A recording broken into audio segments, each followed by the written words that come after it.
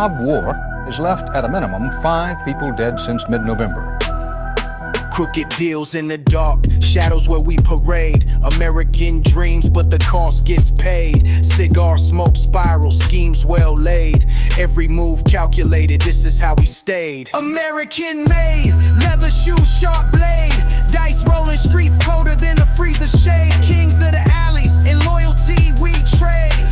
Bloodline bound, every sin we weighed. Champagne sipping, but the bubbles be poisoned. Underworld law, every handshake booming. Suit stitched tighter than the lies we deploying. Goodfellas ambition, empires we American made, leather shoes, sharp blade.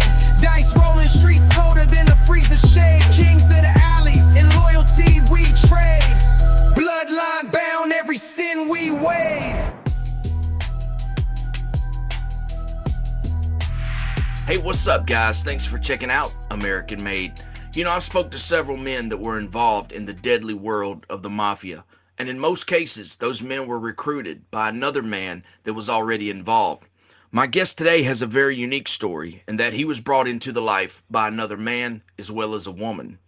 My guest was a made man in the Colombo crime family and was the right-hand man to the Grim Reaper, Greg Scarpa. He survived a Mafia war, went to prison, and wrote a book titled The Life. And I'm excited to welcome him to the channel. My guest is Larry Mazza. Larry, how you doing, man? Thanks for being here. I'm doing great. Thank you so much for having me on. And I appreciate being here. And that was a great intro. So thank you very much. Well, Larry, I want to start at the beginning. Can you tell us a little bit about your childhood, your background, where you're from, that sort of thing? Yeah. Grew up in Brooklyn. That's where I was born. Had a very, very normal life. My dad was a fireman, lieutenant in the fire department. My mom had worked in a bank on and off, depending on our age and everything like that. But came from a very normal life. I played a lot of sports, was into martial arts. I did everything good up until I made that terrible decision a little later on. Right. And during high school, did you get into any type of trouble or anything like that? How was your high school years? I mean, the biggest trouble I had was occasionally cutting out of class, like we all did. I just wasn't in the mood to go, and we might have went to the racetrack, or but like getting in any kind of trouble with the law or anything like that. No, I was a pretty good kid growing up. Now, as you get into your teenage years, you had a close group of friends that you hung around with. One of them, a guy named Jimmy, and I noticed he's in several stories throughout your book. Yes. But another friend of yours that I didn't realize until reading the book was Tommy Dades, who went on to join the NYPD, and he's had several books and been in different documentaries.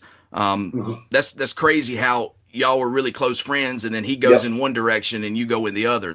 Yeah, there's a movie, an old movie called Angels with Dirty Faces. I don't know if you're familiar with it. It's James Cagney. And it's pretty much that story, how one kid grew up in one way, the other one grew up the other way, and they flip-flop. One actually became a priest, and the other one became a mob guy or a gangster. So, yeah, it is strange. And I've had so many friends in every walk of life. Some of them are so successful today. And then others just threw their lives away on drugs, too. Kids I grew up with in the neighborhood. So you make your own choices, you make your own path, and, you live and you learn. Right. Now, another thing that was pretty interesting is you end up going to John Jay College of Criminal Justice. Yeah. Where did you see yourself going career-wise? Well, as a kid, I remember my dad telling me that I was very smart in school, even without really applying myself. I got great, I got A's and B's, with really not trying that hard because I really didn't like school. But he was prepared to send me to any college I wanted to go to, as he did my brother and sister, whatever. But along the way, he saw I didn't have that in me for school. So he thought a good career for me would be to follow his footsteps and be on the fire department. And he made it clear. He says, you'll go right to the top. You'll be he made lieutenant. He said, you'll be a chief. So that's why I went to John Jay. They have not only criminal justice, but police science, fire science, political science, things like that. So yeah, that's why I went there, and I did well in the year that I was in college. Right. Now, as you've mentioned, your family life was pretty normal. Your parents were legit hardworking people, but you had an uncle, your uncle Hmm. Albert. Can you Hmm. talk about him and who he was and what you knew about him as a child? Well, yeah, Uncle Albert was a well-liked neighborhood guy. He was a part of the Colombo family from way, way back, even before Junior Persico was the boss. He grew up with Junior. He grew up with a guy named Sally D'Ambrosio, Sally D, who many people think should have and would have been the boss had he not been killed. He was as tough as they come, old school. I'm talking Mhm. 40s and 50s. And him and my uncle were real tight. Like I said, Junior Persico, that whole group. And when he went to the army, my uncle was put on the military police.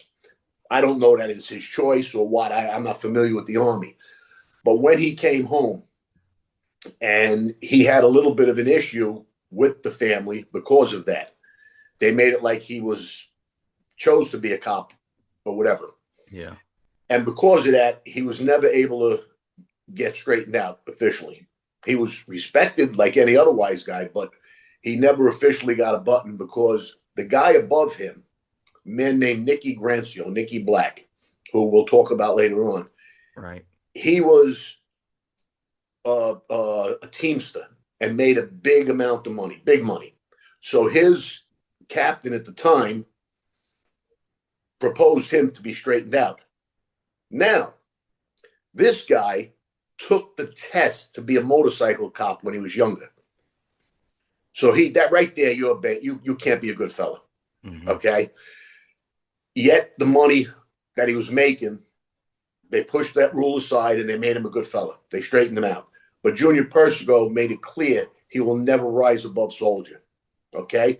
So my Uncle Albert wound up underneath this guy for years and years and years, and he couldn't stand him. He was a greedy guy. He always gave other people the work to do, like Greg with me. He never told me, you go do this. He says, let's take a ride. He was a man's man. He would come with you, whether it was a beating, a hit, whatever it was. Okay. Where Nicky had my Uncle Albert doing all the work. And he made a big deal about him being a military cop. Meanwhile, he took the test. So there's a lot of bullshit that goes on in life, Yeah. politics. So anyway, my uncle got held back because of that, but way more of a man than Nicky could have ever been. And, he lived to the ripe old age of 94. Didn't do much time, in and out, little bits here and there. But that'll tell you something about him and his ways, Right. So, yeah, I really looked up to my Uncle Albert. All right. So, moving along a little bit. Now you're 17. You get a part-time job at a supermarket. You're delivering groceries. You end up meeting a woman named Linda Shiro, Yes. which led to a big change in your life at that time. Can you Well, talk about first meeting her and how it progressed from there? yeah. Well, I was working, like you said, for the supermarket. I had other jobs too. I was also working weekends as a busboy in a catering hall. Uh, I was always hustling to make money, but that job happened to be a really good job because I made a lot in tips when I would make deliveries to houses, and I got my paycheck. So for a 17-year-old, I was doing pretty good. I mean, and you're going back to like 78, we're talking now, 77, 78, 79.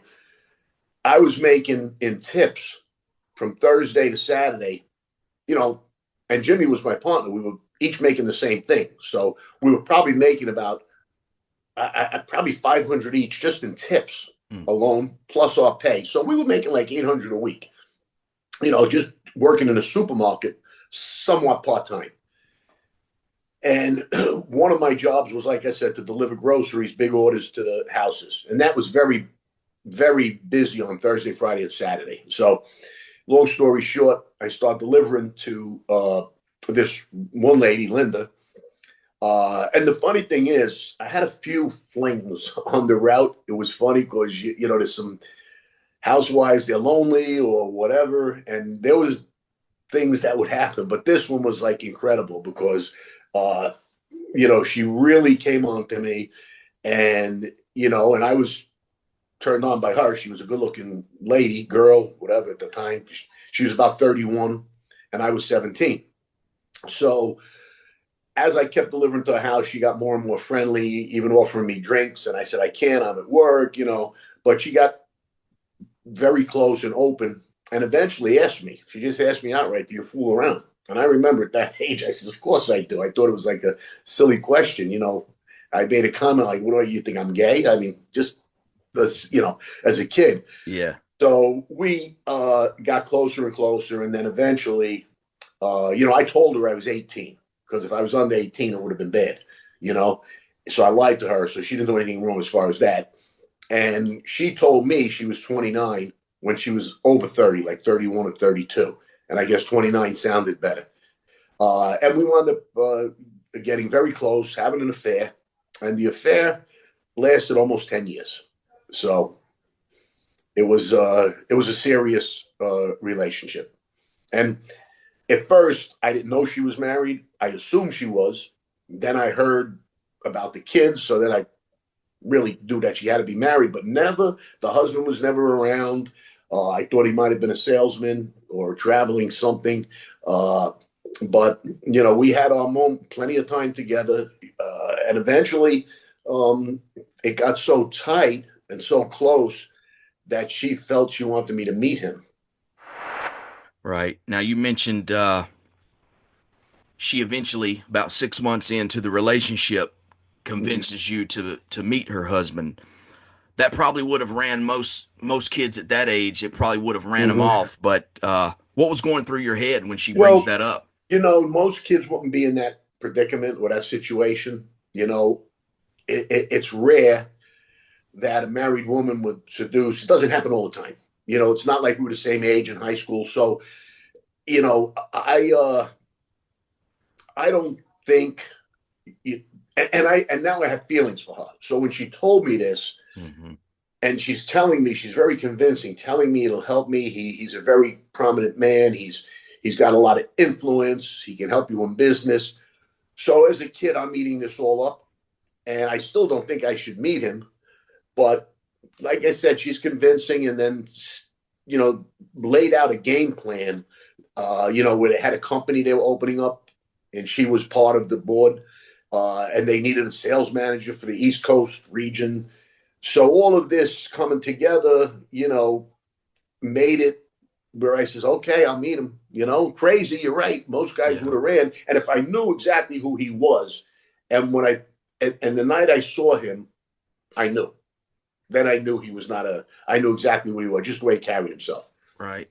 Yeah, and I want to ask you about that first meeting and when you saw him approaching the house. But before we get there, a lot of people watching this are probably familiar with Greg Scarpa. But can you talk about who he was at that time, his reputation at that time that we're talking about? I can tell you that now in hindsight, but at that moment I didn't know. Right. But it turns out that he was a very high-ranking member of the Colombo family. The reason I say that is because a lot of people don't understand what it is to be a boss's man. He was a boss's man back in the Profaci days. Okay, that's before Junior Persico, when the Gallos and Profacis went to war for control of the family. That was the first war. And there was another one. It was 3 wars, just in the time that almost that I was there. So he being a boss's man, you go direct to the boss. You don't have a captain. You don't have to go to the consigliere.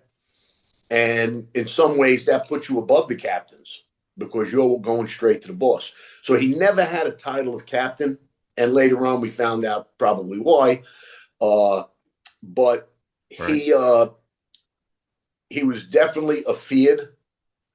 And I don't say respected because it's fear. He was feared because he'd kill you in a heartbeat, you know, and just go have lunch right after. He was known for that. So, yeah, I didn't know really early on, but later on I found out. And, you know, he didn't get the Grim Reaper name until later on. He was just known as Greg from 13th Avenue. So you're about to meet Greg Scarpa. You're sleeping with his wife, and now she mentions he may have this job opportunity for you. Talk about the first time meeting Greg Scarpa. Well, it was set up for us to go to the restaurant to meet the partners, the other people that were involved in this company. There was a lawyer, Stanley Meyer. Uh, there was an accountant. I forget his name. I shouldn't forget his name. And then there was the third partner from Hewlett Supply Company that originated out in Long Island. That they were branching out, making it bigger, and this is how it all came together. So I'm at the house. I get there early because she says he comes home at 5 o'clock every night. Actually, at 5:10, he leaves the club at 5. Takes about 10, 15 minutes to get home. So like 5:15. So I got there probably 4:30, and I remember, now I was learning how to drink wine because I was with her for about 6 months, and not that I didn't drink before. 16, 17, we all experimented, whatever. But I was starting to enjoy the wine, so I became a wine drinker.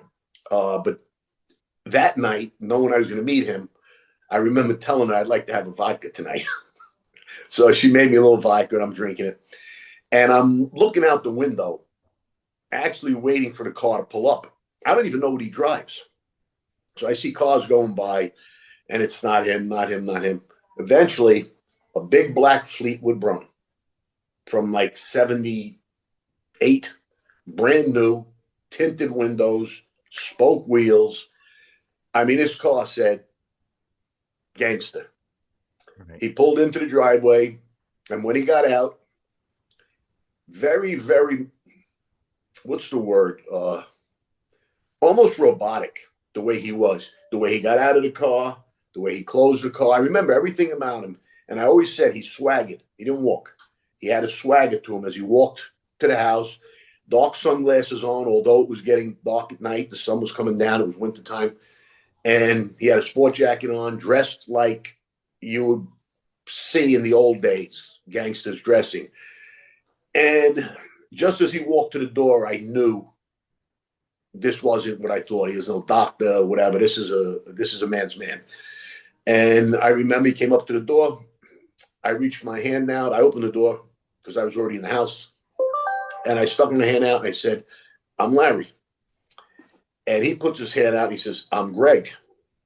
And up to that point, I thought his name was Charles Shearer. So I was confused, to say the least. I didn't understand what was going on with that. And then he went inside to change, take his sport jacket off, whatever. And he comes back with 2 scotches. I never drank scotch before in my life, and I just had some vodka. But I didn't say no, so I took the scotch, and this is great, even though I really like it at first. But I had a drink with him, and, a little small talk. He's telling me about the company, and he always kept throwing in there how Linda really thinks she'd be great for this and blah, blah, blah. So ultimately, we went to the restaurant, and when we walked in there, I saw even more of what he was, because the whole place came running over to him, kissing him, hugging him. The bartenders, the maitre d', the owner, who was also the chef, Ralph. So, now at that point, I knew there was more to this picture, and I was starting to get apprehensive already. But then he tells the guys when they come in, he doesn't mention me as a potential sales manager. He doesn't say, "I have this guy, let's give him a shot." He looks at him, he says, "Say hello to your new sales manager." That was it. I was the sales manager. And I ran with that for a while, and it really was actually a good little gig until the company, literally went up in flames. The warehouse went up in flames. And to this day, I don't know why, or if it was an insurance job or what. But that was after about probably almost a year of the business and making some good money. And then I was back in no man's land. Now, during this time, Greg Scarpa, Linda, and yourself, you're all becoming real close. You write in the book that the 3 of you would go out to eat with your parents, have barbecues together. Yeah. What did your parents think of Greg and Linda? Well, they never knew really later on, as I was getting deeper and deeper in. What they knew at the beginning, I had the sales manager job. They I never needed money. I was paying my bills. I had a car. They thought I was living a pretty good life. Uh, and they, like it says, my Uncle Albert is my mom's brother. So they weren't, naive to Brooklyn and wise guys. So that wasn't a horrible thing or a turnoff. Uh, again, thinking that I was just going to use his influence to do good things, like the jobs. And eventually I got into other rackets and was still making money. So there was no reason for anybody to be concerned. The one person that knew was my grandmother. She never liked him. She called him the devil. And she tried to have my mother stop me from hanging around with him. But now I was, over 18. I was 19 or 20, and again, I was living my own life. Yeah. So, yeah. But I kept them really out of the loop, they got nervous later on during the war when they would read the newspapers, and eventually in court is when it all came out and they saw that I was just, what I become. Right.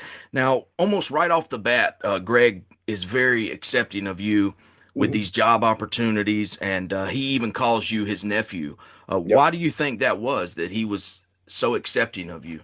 Well, I think first of all, he took a liking to me.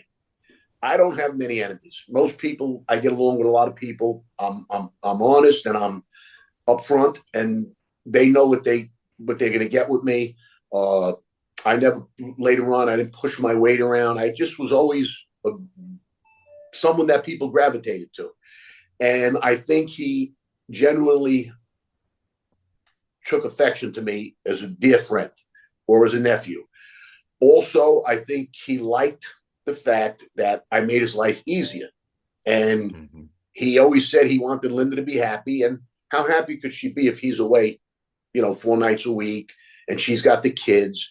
And, it becomes, so I made his life easier. And then when we had the conversation and the three of us knew, that's when it became like 3 peas in a pod, where we became super close.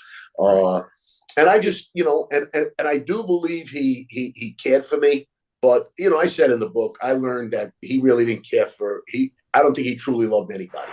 You touched on this just a minute ago, but the business that you were involved in with Greg, a mysterious fire happens.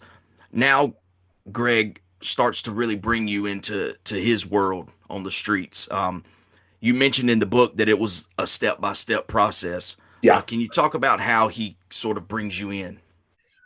Well, yeah, people think they just hand you a gun and tell you go kill your best friend. It's unnecessary, and it's not, and that doesn't happen. It's not to say you don't have to kill somebody close along the way in that life. It could happen, and it does happen.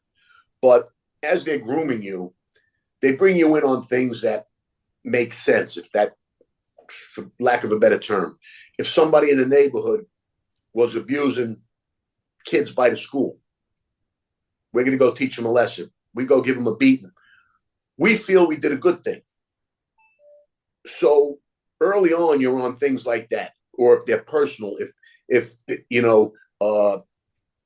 his daughter ran into a situation once where we went and beat up a guy that probably tried to molest her or rape her, or it was, she was 15 years old, a girl, and he was a 30-something-year-old car service driver. So that's an easy one to be on. Right. But preluding that, I may drive him somewhere. He doesn't tell me what's happening. Okay. I drive him and he's going to go meet this guy. I know who he's going to meet. The next day we find out that guy's dead. Okay. I dropped him off. He did it and whatever. Earlier on, I said it in the book, I had to give a guy a flat tire.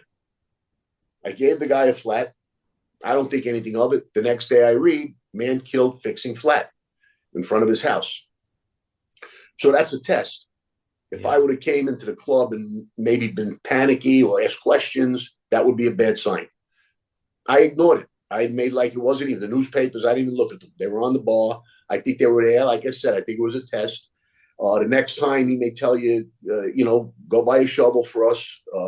I know he's not a gardener, so I'm wondering what he need a shovel for.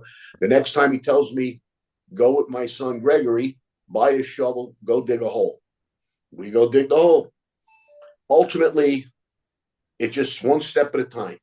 You drive a crash car.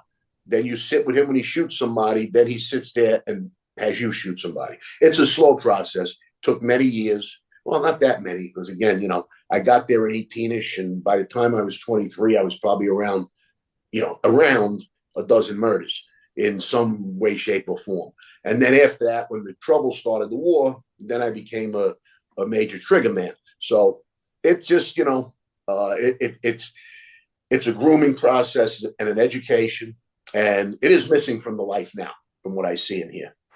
To show the type of man that Greg Scarpa was in that life, I've heard you tell a story where a man confronts him and calls him a rat. Right. Can you talk about that and how he handled that? Well, there was a guy that ran numbers, and the numbers was a big profitable business back in the 60s, 50s, 60s, 70s, and he had a good route. And he would come in every day and sit with Greg and put the numbers down and pay the monies and whatever. So apparently this guy, Donnie, his name was out, and when he drinks, he might get foolish. That was the excuse he made that day. He called Greg a rat. He says, Greg's a rat. This got back to Greg, okay? So when he came in, and there's also something else brewing here, and I heard later on, actually, it was more to this. It had to do with a bank score that they were going to do too, that Greg had people on that this guy didn't want on the score, or he thought it was not right. So there was like some bad blood. So whatever it was, he comes in that day, sits I was in the seat he got shot at a minute earlier. When he came in, I got up because I knew he had to sit down and go over the paperwork and numbers. So I got up, I went and sat back on the couch with Greg Jr. Carmine was leaning on the wall in the back. Bobby was there, Bobby Zam. And after he takes the business, counts his money, he looks at the guy, he says, so what is this I hear? I'm a rat? The guy turned white, and he knew, you could actually see him getting clammy. He knew something was wrong. And Greg asked him, can you prove that? You got paperwork? Now, if he did, that's different. But the guy says, no, of course not. I mean, I was just a little drunk and I said something stupid. I'm sorry, blah, blah, blah. By the time he got through, Greg reached into the drawer, came out, shot him right in the head. You seen some of his head and brain go flying. I remember hit Carmine. He ran out the door. And me and Greg were like, what the fuck? We didn't even know it was going to happen.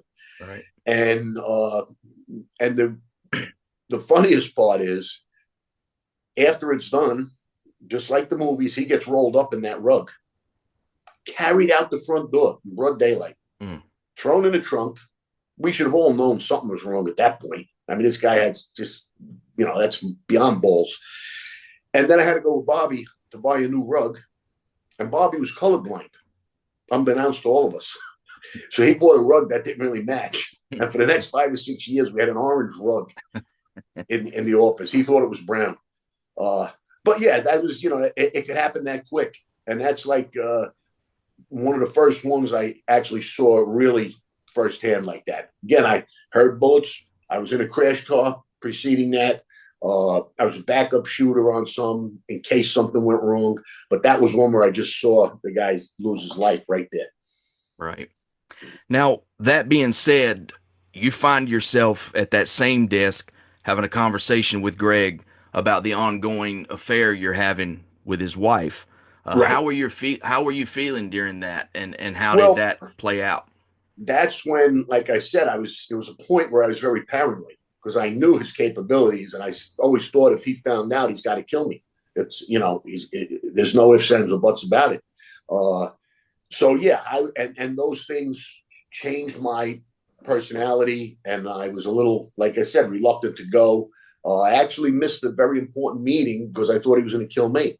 Meanwhile, it was to kill somebody else, and I was going to be, again, a driver for him, bringing him to that scene.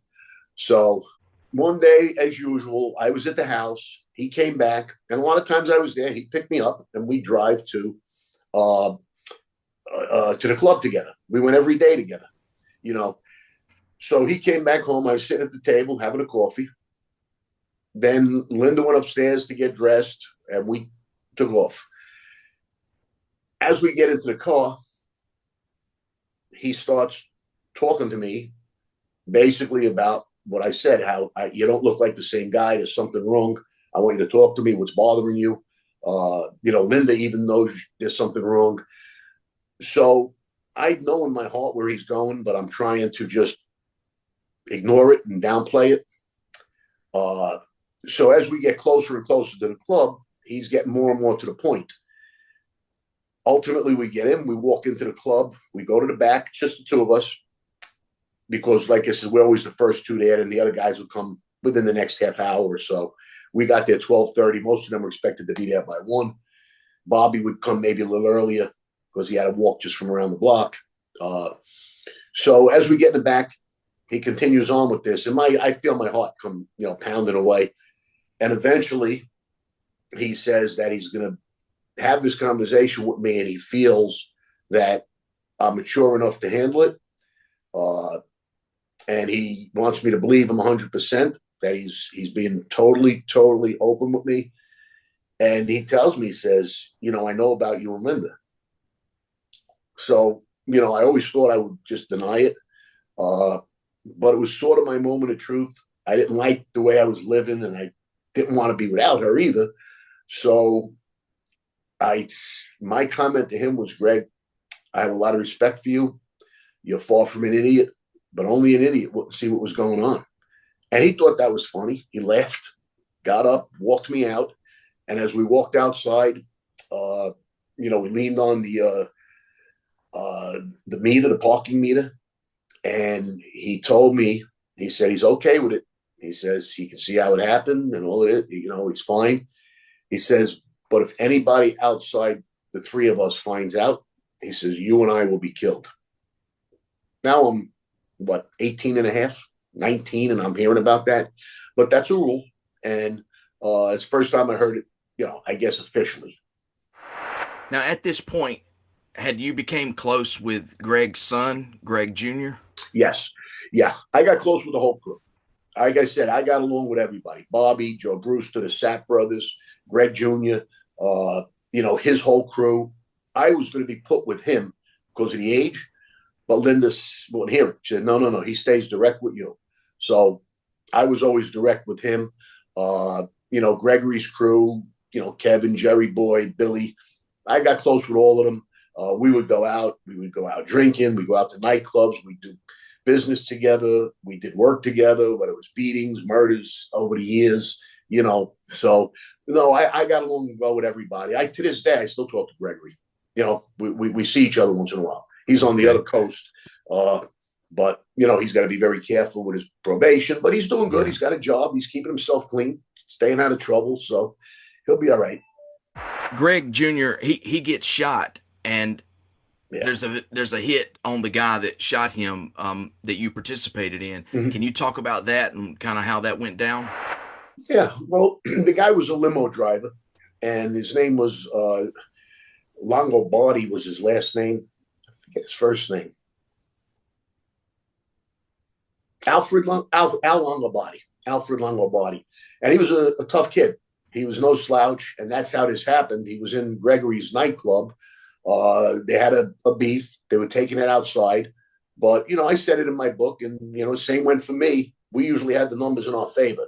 So when you step outside, it's you and like 3 other guys going to go to work on one guy or 2 guys. This guy came out, and he saw the numbers weren't right, so he pulled out his gun. And Gregory, a ballsy kid, wasn't going to let the gun stop him, which is probably not smart. And he walked towards him. The guy picked up the gun. I mean, I wasn't there watching this, but I heard it. And as he was about to shoot, Gregory turned and he got shot in the behind. And I don't think that bullet, I know that bullet never came out. They just left it in him. So he still carries it around. But when he came to the club the next day and Greg found out about this, that's as mad as I ever saw him. Fuming that his son got shot. A good fella. Gregory was a made guy at the time. And Gregory was trying to downplay it because he had this nightclub. They were doing a lot of partying. They were starting to do blow and coke and, not coming to the club in the day, staying out till 4 or 5 in the morning. it just became a troubled time. Like 2 years or so, that was a lot of trouble. And this sort of brought it to a head. And that among a few other things. But Greg was not going to sit back until he got this guy. And the plan was just to call the limousine service. And when they find out it's going to be him, he'll pick up Greg and Joe Brewster. I drove them there. I drove them to the Chinese restaurant in Staten Island. The limo pulled up. And they came out of the Chinese restaurant, got in the limo. I had to follow. Then another guy around us, Mario, also followed. They went to a cul-de-sac where they would just go in and then come back out. And there'd be our two cars. There was crash cars. Actually, Mario would pick them up, and then I'd be a crash car. And when they came out, obviously the gunshots, we heard them in the back. I saw Mario come out. He went, and I just had to follow. But they were dressed as businessmen. And I remember while I was driving them, Greg was asking me, do we look like businessmen? I said, no. You look like gangsters. You know, dressed in sharp suits and attaché cases. I said, you don't look like businessmen. But he didn't know. Is Greg getting these hits approved by anyone above him, or is he just carrying them out? No, Greg was very smart about putting him on record. That one, there was no way anybody was going to say no. It was his son. He was a good fella. The guy had to go. So Scarpa brought it. I'm sure he brought it up to Junior, and immediate approval. When his daughter got nearly raped, immediate approval. There were some stipulations, like me and Gregory weren't supposed to be on that hit because it was too personal, but we were on the hit. And he once told me, he says he puts almost everything on record. He never wants it to come back at him. He's smart. But in his second breath, he says, this way, if I do one unsanctioned, they won't think it was me. They'll say, oh, Greg always puts it on record. So he's done several that were unsanctioned. I know about a couple of them, and he told me about several in the past. So he did so many hits that were on record. They'd be hard pressed to think he would just go act like a cowboy. Right. Can you touch on that a little bit about his daughter almost getting assaulted? Because you actually tried to talk him out of taking this guy out. Can you talk about how that went down? What happened? We were in the club. I was playing cards. Phone rings. It's Linda. So Greg gets on the phone. And I hear he's a little, all right, calm down, that type of thing. I will be right there. He hangs up. He says, Larry, Sal, Joey, come on, take a ride. We get in the car, and as we're driving, he tells us what happened. Sounds like this car service driver decided to not take little Linda, like I said, 14, 15 years old, to school. He took her to the park instead. But she handled it well. I later learned that she talked her way out of it, telling the guy this is not the way to do it. Maybe we could do it another day. You pick me up, something like that. I don't want to put words in her mouth. She told me she handled it something like that. And he didn't rape her or anything like that. But he still needed to be taught a lesson. I get that 100%. So we went to the car service, and the owner was reluctant to tell us the address. Greg leaned over and said something quietly in his ear. He couldn't write the address down fast enough. So now we drove to the house, ring the bell. The wife comes to the door, sees 4 or 5 guys out there. Who are Greg, me, Sal, Joey, and Carmen, 5 of us. And Greg had this big, heavy cane he walked around with. Not that he needed it. So she goes and gets the husband. And Greg tells him, come out, we got to take a walk. I don't know why the guy came, but he came out and he walked with us. We walked probably 2 or 3 blocks into a park. And when we got in the park, I saw Greg reach for his hanky, which was a signal for me. I knew that. So as soon as he reached for his hanky, we went over. And I mean, we just, really spent 20 minutes banging on him. Broken face, nose, ribs, elbows. hands. He had to spend 3 months in the hospital recovering. And I remember driving back and Greg saying we should have killed him. Fuck, we should have killed him. Well, I said, I think it's better we taught him a lesson and others will hear why it happened.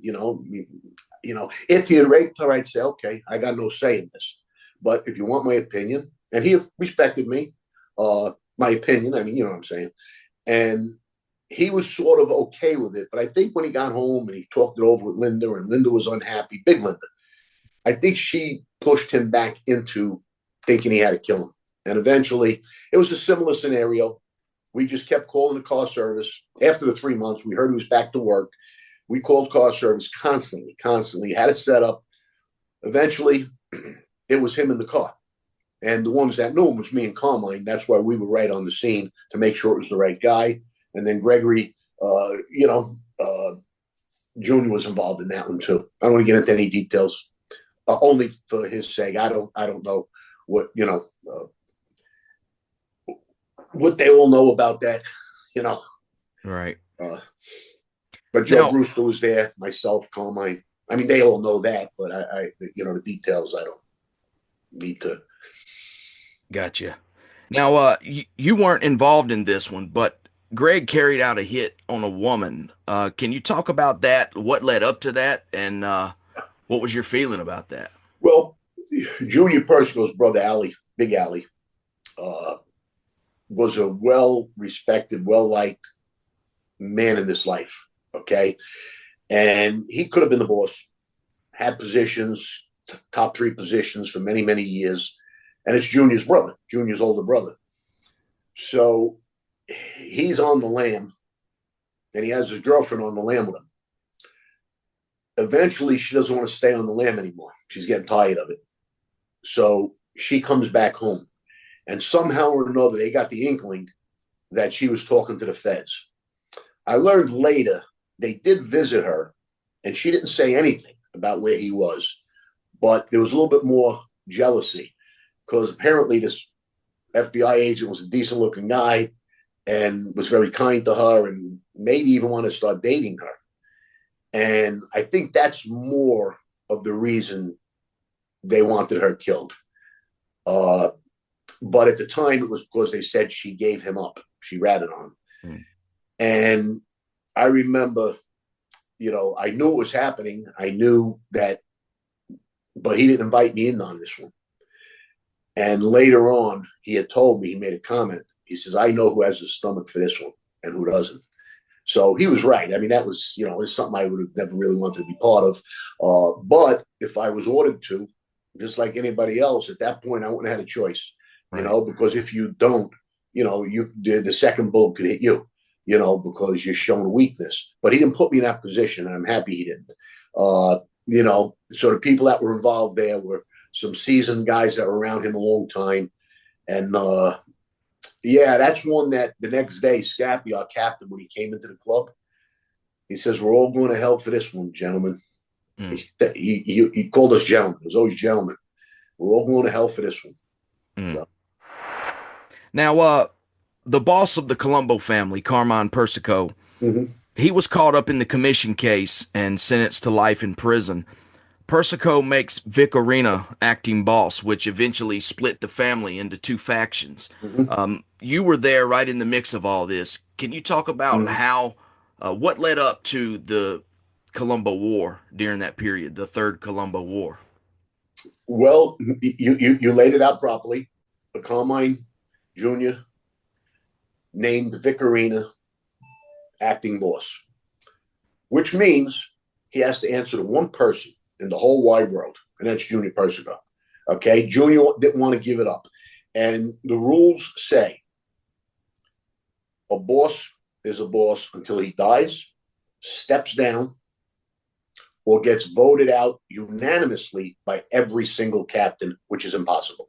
Okay, and I'll just tell you why. Because the minute you're the boss, you name Consulier your brother. Your 2 nephews are captains. Another high-ranking guy that is very friendly with you for many, many years is the underboss. And then you give captains to other areas too, just to make everybody happy. So they're not going. It's impossible to have them all go against you.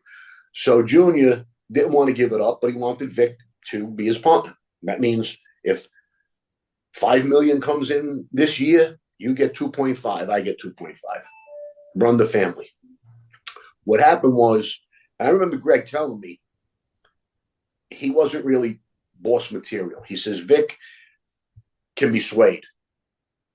And that's why Junior put him there. He figured he'd do what he told him to do, and he wouldn't, he wasn't that violent and that tough of a guy, so he thought he could control him. The problem was other people controlled him too, like John Gotti. He had a plan. Joey Scopo, who he eventually made his underboss, who was a well-liked guy, respected guy. And Vic, now listening to all these people, decided he'd like to be the main boss, be number one, and be the official boss. And he thought he had enough backing, but he really didn't. He needed Greg, so he made some moves to try to get that to happen, but it never happened. So yeah, there became a split in the family, and ultimately it erupted in a shooting war because he went too far. Now he could never be forgiven. Some other guys on that side went too far and could never be forgiven. And we were not going to give it up because Junior was the boss. We were in good position where we were. We had power. We had respect. We had the backing of the family. Nobody could take, what we had. If we wound up on the Vic, I don't know. Who knows what's going to happen? We become nobodies. But yeah, and that's what started the war and the downfall. Right. Now, I've heard you mentioned at the time you were wearing bulletproof vests and carrying a gun every day. What was an average day for you during this war? One part of that wasn't true. We carried multiple guns. We had a bunch of pistols, probably 2 on us. We had the back seat ripped out with Velcro with a rifle, a machine gun, a shotgun, and we just put the Velcro back up and it wouldn't show, No, and we had bulletproof vests every day. Leaving the house, we had to have cars pick us up. Normally it was 1 or 2 cars. Everybody was loaded. Everybody had bulletproof vests. We were always looking over our shoulders, always watching for cars pulling up. And at the same time, looking for our enemies, later on, not early on. Early on, there were peace talks and everybody was trying to patch this thing up. But ultimately, they made the move on Greg, and then it was open season.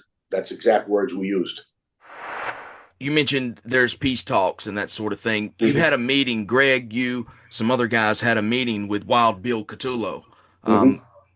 He was on the other side. He's on the other faction. You had a meeting at his club. You go to the club. It almost turns into an ambush. Can you talk about pulling up? Yeah. Well, Billy was very tight with Alley Boy for years, Junior. The son, younger Alley Boy. He came up under Junior Persico. He became very successful. He really had no right to go to the other side other than he made a statement that Junior Persico is a rat. He called him a rat. So there's really not much coming back from that, And the reason he called him that is because when Junior was on trial, he took the stand. And he was his own attorney. So he was sort of playing a game, like admitting things, but he says, no, this is my attorney talking. I'm not saying it, because he wanted to admit that he was a made guy, but he wasn't the boss. Then he wouldn't have got the 100 years, and he would have been able to do, lesser time, like 20, and come home maybe. So Billy, like I said, should have been loyal, but he made some mistakes. And he went on Vic's side. And Vic originally made him the underboss. So he really now felt loyal to Vic. But then Vic demoted him because of some things that were going on and made Joe Scopa the boss. So what was happening early on, there was a war of nerves. Okay? Different things were going on with business and who wasn't paying who. And one of our number runners died. And well, not one of our number runners. One of our dear friends, Joe Sapp, who had a big number business, died. And his numbers were coming into us for 20 years. they decided that the runners under Joe, under our guy, should turn into Vicarina's people, to Billy Catola. And Greg says, no. He was under me for 20 years. Those numbers stay with me. So the runner comes to the house and says that Billy said he'll put me in an oil drum if I don't bring the numbers to him. So Greg started laughing. He says, you bring the numbers here and I'll deal with Billy. So that Thursday night, in hindsight, this guy, Chuck, who was a number runner, probably told Billy, they're coming to see you. Greg's going to come and see you. Because they were ready for us. And when I say 100 people were lining on that street corner, it's no exaggeration. There was, and we left the pool room with 3 cars, 3 guys about in each car, maybe. And I remember when I turned the corner and I saw all the cars, in my head, I said, I probably should just keep going. This is dangerous. But I also said, this is how crazy you can get. I knew that if I would have just kept going, went back to that pool room, my pool room, where we started from, Greg would never let me live that down. He would have never let it go. So I couldn't allow that. So I just pulled in. I got out of the car. 3 or 4 guys came running over with their guns out and said, telling me to put my hands on the car. So I remember one of them, his name was Chicky. I said, Chicky, what are we, under arrest? He laughed. That sort of eased tensions. They lowered the guns. I says, Greg is here to talk to Billy. He's just here to talk to him. So now they were ready. So Greg get out of the second car, and they were all around him, walking him in to make sure he doesn't kill anybody. Meanwhile, I'm telling you, there was a semi-automatic behind his Lincoln Continental, his big Lincoln that he drove, pointed to us. There was guys on the roof. All these guys standing there had guns. We had no shot if anything erupted. So what we did was, he goes in, and we're standing across the street now. And we're huddled in a bunch. And they're asking me now, the kids, because Greg Jr. and his whole crew was gone. We bypassed that. They were all in prison. So now we've all been elevated. And they're asking me what to do. So I said, well, first of all, let's spread out. I said, we're all in a bunch here. We're all going to get slaughtered. So make like you're talking to each other. And so we spread out. And we had this guy, Dean, who was an ex-cop, who was the only one with a real good automatic weapon, a Glock. I said, if anything happens, you just open up on that guy with the rifle, with the semi. Just open up on him and everybody just run. I said, there's really nothing else to do. We're outnumbered. We're not going to shoot it out. Just try to save your life if something happens. After about 2 hours, no exaggeration, we're out there for 2 hours. Greg comes walking out with his arm around Joe Scarpa, the underboss. Because while we were out there, we seen everybody pull up, one after the other. The only one that didn't come was Vicarina. Joe was there. Another guy named Joe Waves was there. Patty Amato was there. Endless. They just kept rolling up, all their heavyweights. And when they came walking out, we got back in the car after we spoke to Joe a little bit. We go back to the pool room. As soon as I got to the pool room, we walked in my office. We were all in there, the 7 of us. And I told Greg, Greg, don't ever do that to us again. I said it. Somebody had to talk. I mean, because maybe he didn't care anymore. At this point, he had the AIDS and he was getting older and delusional. But we can't. We all have families and lives to live. So I don't, and he just started laughing. He was great for that. He said, I had it under control. He said, I had the meat out of my hand. He was actually giving them a speech, what they're doing is wrong. But it didn't end it. But the funny thing about that is, less than a week later, another number runner comes, same beef. He says, Fat Sal says the number's got to go to him. So he says, I'll be at Snaps. That's a candy store. Okay. And when he comes, I'll talk to him. So we get to this candy store and we're waiting. We see the big Lincoln. It's a big white Lincoln pull up. And Fat Sal's in there with 3 other people. We only got 5 guys with us. Me, Jimmy, Robert, I think Richie, maybe 6 of us were there. And as they pull up, I open the door and I tell Greg, he's pulling up because they're going to probably come outside and talk. So as Greg comes walking out the door, Guy takes off. He was scared to death. He knew if it was the other way around, they may not walk out. Mm-hmm. So, like, if they would have ever came to our club on 13th Avenue in a situation like that, I guarantee you they would have walked out of that club, especially in a wartime like that. So we were winning the war of nerves and balls, just living our lives. And, that's ultimately why they made the attempt on Greg. So you touched on this a second ago, but during this period of time, Greg finds out that he has the AIDS virus. How did he tell you this news, and how did it affect you? Well, he had an ulcerated stomach from taking too many aspirins without water and just eating the aspirins, and one day he started bleeding internally. He went to the bathroom, I guess he saw whatever, and he goes to the hospital, and they had to do emergency operations on him because his stomach was bleeding profusely. It was just gushing. So they went in, they had to cut him and take part of his stomach out. The doctor leaves an artery hanging. He didn't cauterize it, didn't sew it, whatever he had to do.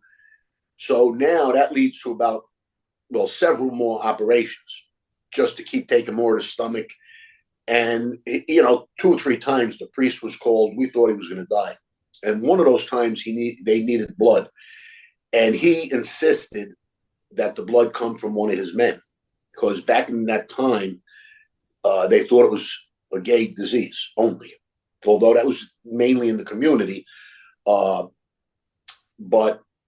he was afraid the hospital would make a mistake or whatever.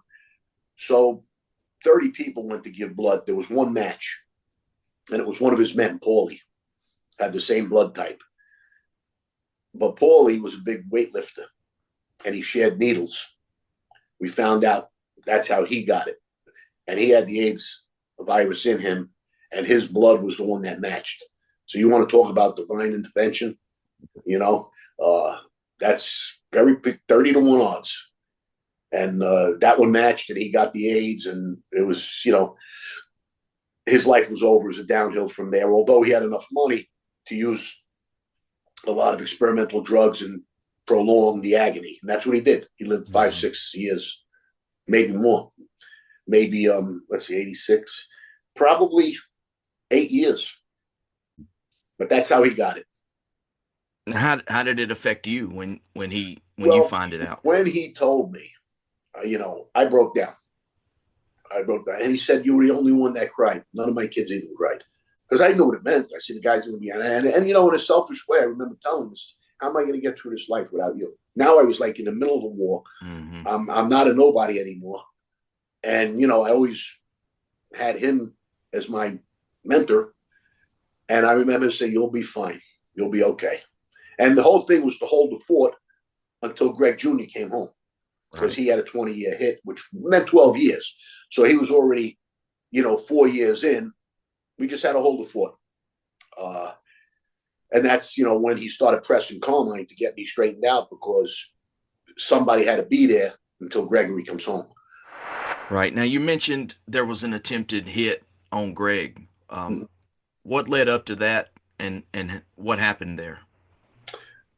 Well, early on, we were playing the middle because things had happened, and we went to some meetings, and the arenas thought we were on their side. But Greg always went right downtown to tell our captain, "Make sure Junior knows my loyalty's with him." So we were playing in the middle for a while. Eventually, after these meetings over the number runner, they knew where we stood. So now they knew they had to get Greg, or the war could never end. So they went after him first, and they failed. And then, as our president said, all hell broke loose. Yeah. So another significant hit during this war was the hit on Nicky Black, and you were directly involved on this. Yes. Can you talk about how that went down and what happened there? Yeah. Well, Nicky, I mentioned him earlier. He wasn't the most liked guy in the family. The reason he went against Junior is because of that edict that he would never rise above soldier. So this was his chance. And they knew Greg and his crew, which is basically me, Jimmy, and a few other guys, were very, very capable and almost lethal together. I shouldn't say almost. And they knew they had to dismantle that crew.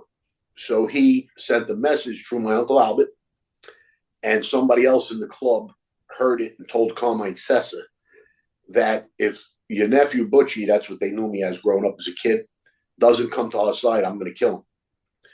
So my uncle told him, well, I know he's true blue. And he was giving him an example. He wasn't true blue because he went against Junior. I was true blue. I wasn't turning on my guy or my boss. So I went, after I heard it from Carmine's, the first one I heard it from, I went to my Uncle Albert's house. And I asked him about it. He says, yes. He said, he's coming for you. He says, I want you to know this. Blood is thicker than water. He was letting me know that he was on my side, whatever I needed, and not to ever worry about him, which I already know, but it was nice to hear it. And we made Nicky Black our number one target. And as luck had it, it was not more than a day or two, if not the next day, that we were driving around, coming back from Jersey, our safe haven, and looking, and we went right to Avenue, his stomping ground, and we saw him in the car. I saw him. I had the binoculars. I said, that's Nicky. That's Nicky Black. And Greg says, let's get him. Just like that. Let's get him. So we drove down the block. As we got closer, he started driving, and he made a complete circle around the block because he was coming back. He had to go. It was all one-way streets, whatever, to come back where he was going to meet a guy and ultimately to pick up money from him. And as he pulled over, we had a siren in the window. We had a walkie-talkie in the window. We were dressed sort of like cops with baseball hats, trying to look that way. Mm-hmm. And we had coffee cups in the window too. So he must have thought we were the law following him, because at that point, the law was following everybody. And somehow or another, they were called off that were following him. And when that happened, it was just perfect time. We pulled up, and he never turned. I reached out the window. Now, Greg had a rifle on him, and he had two buttons to hit. One was the cases, the shells, mm-hmm. and one was the safety. He hit the shells by mistake, and they fell out. I had the shotgun. I was already out the window. And this was personal to me. So I was not going to not be certain this happened. I leaned out the window. He never turned. I had the shotgun probably less than 6 inches behind his ear. And I blasted him, and that was it. It was one that sent shockwaves through the arena side, because they wanted him to be consigliere, and which is a coveted position. But he should have just behaved himself, kept his mouth shut. He threatened us, and we got him first. Simple. And I'm cold-hearted when I talk about that. When I talk about stuff at the beginning and getting involved, and, it hurts me and it bothers me. But now when I was in the war, there's no other way to be. I can't, what am I supposed to do? Feel bad? If I was in the army in Iran and I killed 14 or 15 Iranians, am I supposed to feel bad? Right. It's just, again, I'm not claiming to justify it, but I was in this life now, and I was involved in a war. They were trying to kill me, and, I got them first. Do you think, you mentioned Greg with the rifle, do you think the virus had started affecting his mind at this point? Absolutely. Absolutely. Because there was a lot of comical things. I mean, if you read the book, and if anybody reads the book, they're going to find some comical things that happened. And when I wrote it, I knew in my heart it was comical to me, but I've gotten people call me and said, that was hysterical. That was funny. It's not a comedy, the book, but there are some lighthearted situations you're in that, that little humor to break the tension or whatever, is definitely there. And yeah, so no, it was a crazy, crazy time. Right. Now, during this time, you end up getting straightened out in the family. You become a made man. Right. But the family's at war. How does this go down? How does it take place when the family is shooting at each other every day? It's a great question. It's a great question, and it's a sensible question. But I'm going to answer you. Greg called a meeting. Our whole side had to be there. He said, at this meeting, we are going to put out our administration. We're going to name a boss. We're going to name our underboss. We're going to name our consigliere was still Carmine. And we're going to present this to the other families because we are right. They're the rebels, not us. If they come back into the family the way they're supposed to, everything will go away. Okay? But they can't come back because some of them are going to get killed anyway. They went too far. So at that meeting, we named, and I can't go to this meeting unless I'm a good fellow. Technically, I can't be in there. But every man voted. They all wanted us there, me and Jimmy. Okay? So at this meeting, Joe T gets voted in as our acting boss. We don't even recognize him, Vic, anymore. He's nobody. Jojo Russo gets named underboss. That's Andrew Russo, Andrew Mush Russo's son. Andrew was a prominent cousin of Junior Persico for many years and in the family. Carmine's consigliere, but he's going to go on the lam, and he names Richie Fusco acting consigliere. And they make Greg Sr. an official captain for the first time.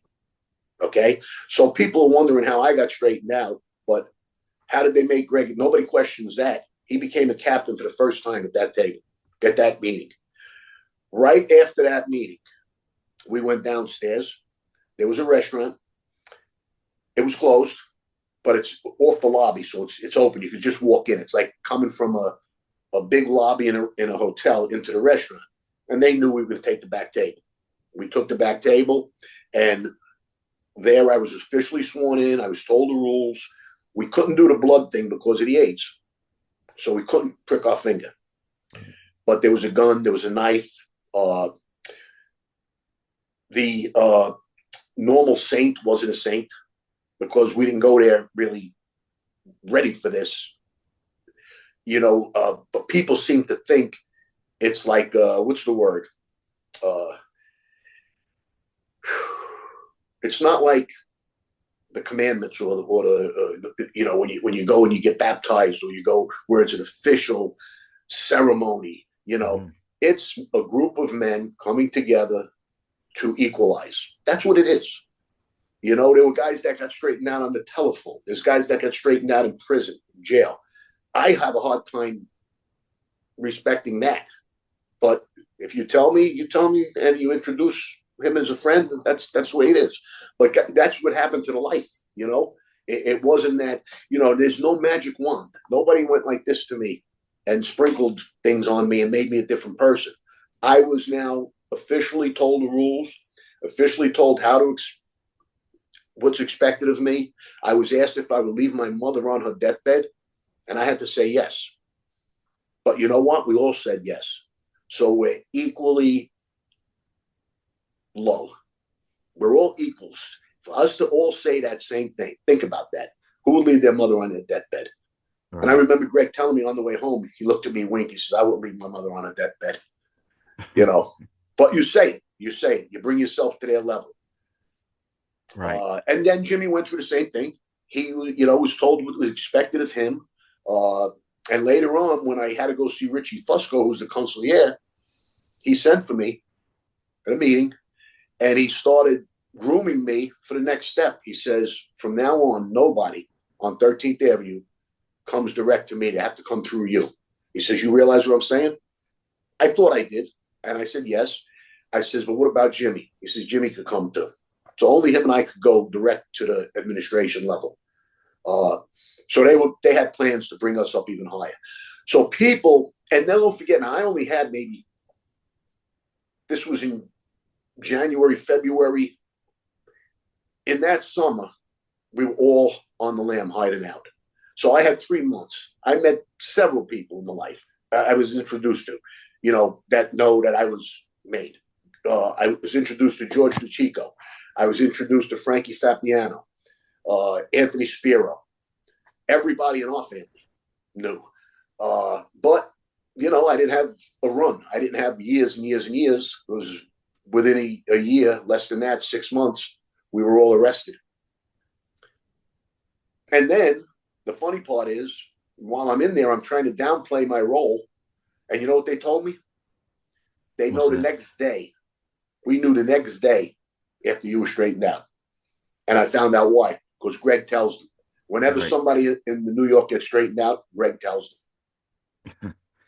Imagine that. Can't make it up. Now, the Colombo War, it starts to come to an end.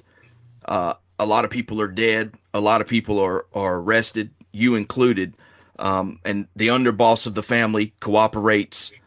You find out while you're incarcerated, it kind of comes to you as to why Greg was such a good hitman and never got caught. Can you talk about finding out this news about Greg? Yeah.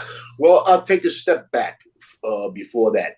When we all started getting arrested, 2 lower level guys were the first to flip, and they had their cars wired up. So we were never in these cars. We had nothing to do with them, but our names kept coming up. They would talk about us, the Grim Reaper and his guys. They, they're the best. They're killing there's not good stuff on there. Although they were saying that we weren't. So it wasn't devastating, but it's bad enough. In the feds, it's bad. Hearsay is very, it's a killer. So they were the first 2 to go. Then Carmine Sessa, our consigliere, sets up our whole administration, our whole top guys. He says, we got to meet at St. Patrick's Cathedral in Manhattan, the church. You figure it's safe. They go. The feds are swarming the place. They pinch them all. They take them off in a van. Carmine goes in a car with the feds another direction. So they knew he was bad. I'm already in prison. I hear it through Linda. She tells me, Carmine, he's a rat. And I'm saying, I don't even know what you're talking about because I'm on the phone. I can't. I don't know the guy. I got nothing to do with him. And I hung up. So then it became a domino effect. More and more guys start flipping. And my lawyers are begging me to do it, but 2 reasons I'm not. First of all, I don't think they really have solid evidence. They have hearsay. They have people saying he did it. But again, that becomes powerful when 30 guys sit there and say it. And that's really what was becoming.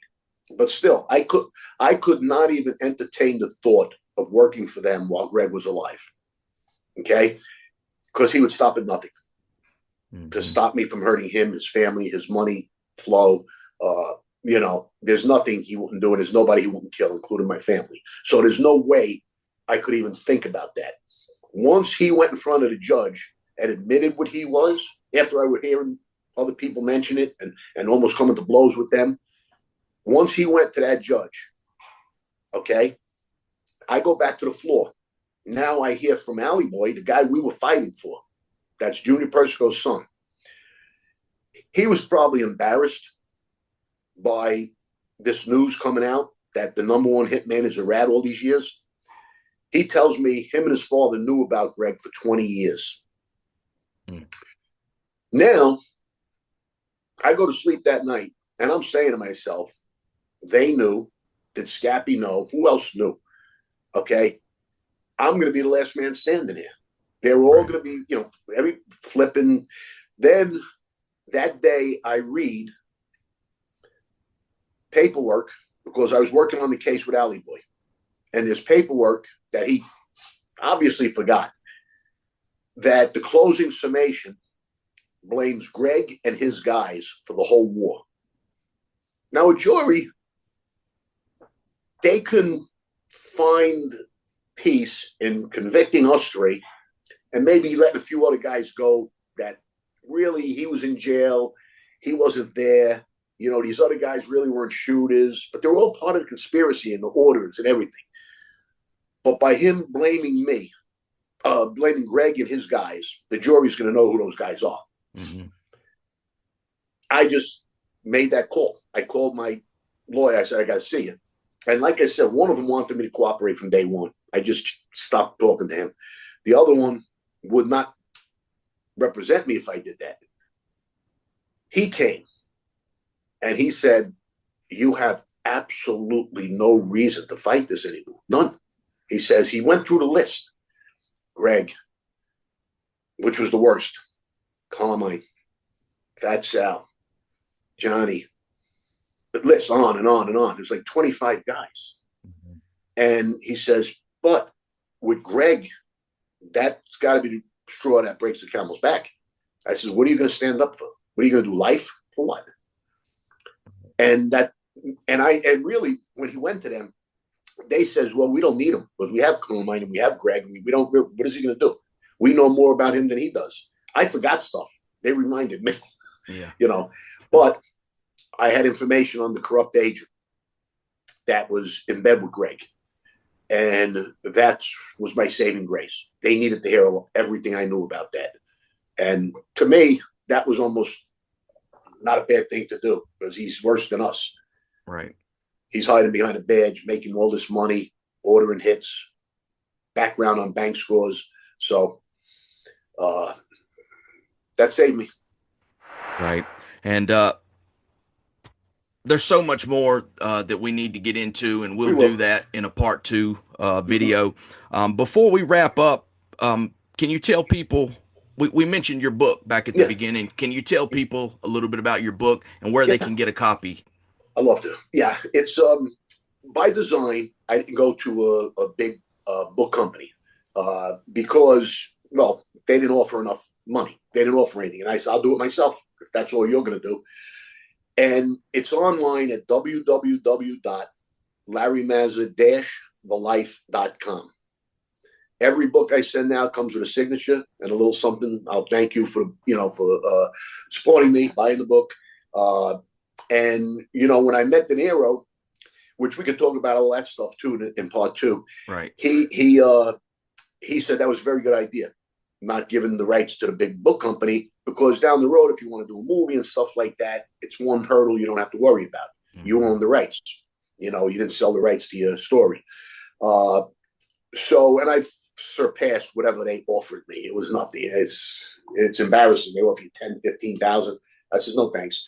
You know, and like I said, I've sold thousands and thousands of copies. So, you know, I'm ahead of the game. And hopefully, you know, we had Terrence Winter write a script. I have a producer. I've been in, and again, we could talk about these next time, several documentaries, TV shows, The Perfect Murder. I was in The Irishman with De Niro. I was his consultant. So there's a lot of interesting stuff. I could probably write a second book. But I want to get this one on the movies or on TV before I do a second one. And we're getting some tractions from some big companies now that want to do the story. So hopefully it happens. Well, man, I appreciate you coming on the channel, man. You've lived an incredible life, and I've enjoyed talking about it. I look forward to part 2. I appreciate you coming on the channel. Well, I appreciate you inviting me, and I look forward to part 2 also. I'm sure, like I said, there'll be little gaps you want to fill, and maybe talk more about prison and my comeback, how I got started again in the real world. But right. Thank you very much for having me. Yes, sir. I look forward to seeing you. All right. All right, guys. Thanks for checking out this video. Make sure you get a copy of Larry's book, The Life. Be sure to like, share, and subscribe, and keep following American Made. I appreciate it.